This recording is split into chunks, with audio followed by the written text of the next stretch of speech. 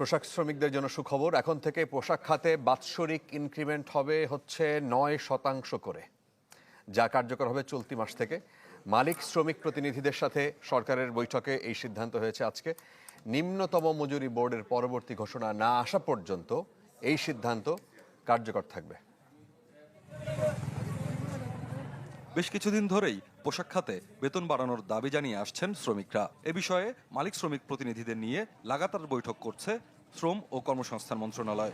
মজুরি বৃদ্ধি সরকার কর্তৃক সচিবালয়ের ত্রিপক্ষীয় বৈঠক শেষে সিদ্ধান্তের কথা তুলে ধরেন মন্ত্রণালয়ের উপদেষ্টা। জানান, বিদ্যমান 5 ভাগ বেতন বৃদ্ধির সাথে আরো 4 ভাগ যুক্ত করে বাৎসরিক ইনক্রিমেন্ট হবে 9 ভাগ।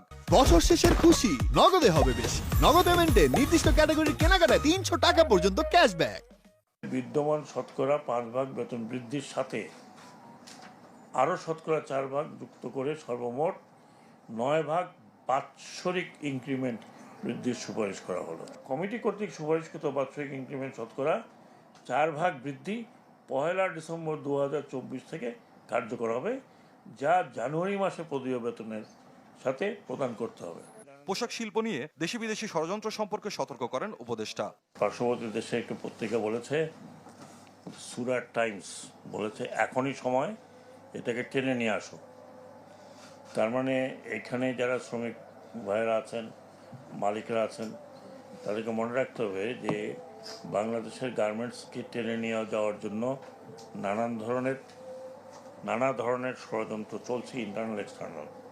সরকার যে নির্ধারণ করে দিয়েছে নতুন ইনক্রিমেন্ট নিয়ে এমন সিদ্ধান্তের পর অসন্তোষ দূর হবে বলে প্রত্যাশা মালিক ও শ্রমিক প্রতিনিধিদের। মাননীয় চেয়ার এবং সরকার যে নির্ধারণ করে দিয়েছে, আমরা সেটা আশা করি আমাদের ফ্যাক্টরিগুলো বাস্তবায়ন করতে সক্ষম হবে। এরপরে আর আমরা আশা করব যে কোনো অসন্তোষ বা কোনো ভুল বোঝাবুঝি থাকবে না। আমরা শান্তিপূর্ণভাবে প্রোডাকশন বৃদ্ধির মাধ্যমে, প্রোডাকশন করার মাধ্যমে আমরা হয়তো বা যেটা আমাদের উপদেষ্টা মহোদয় বললেন যে আমাদের দেশের এই সেক্টরটাকে রক্ষা করতে সক্ষম হবে। যার যখন বছর হবে তখন তার জন্য সেই ইনক্রিমেন্ট হবে। এটা মেনে নিয়ে যার যার মতো আছে যেভাবে কাজ করতেছে সেভাবে আপনারা উৎপাদন চালিয়ে যান। বেতন নিয়ে নিম্নতম মজুরি বোর্ডের পরবর্তী ঘোষণা না আসা পর্যন্ত এ সিদ্ধান্ত অব্যাহত থাকবে। এখানে মালিক পক্ষের প্রতি স্বপ্নিল শাহরিয়ার শিশির, চ্যানেল 24, ঢাকা।